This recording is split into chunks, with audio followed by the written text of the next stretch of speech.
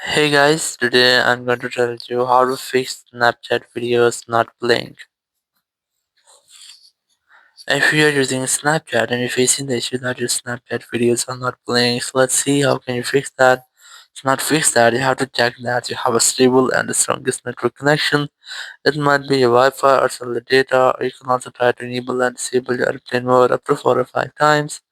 It will make a quick refresh with all of your network settings. Then go back from here and open your app store for search, and they have to simply search for Snapchat, and you have to make sure that you haven't any pending updates for your Snapchat app.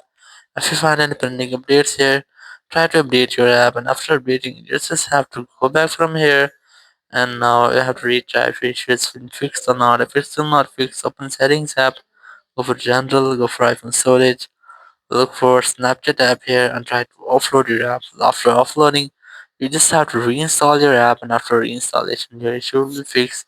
Thank you very much for watching the video. Until next video, bye bye.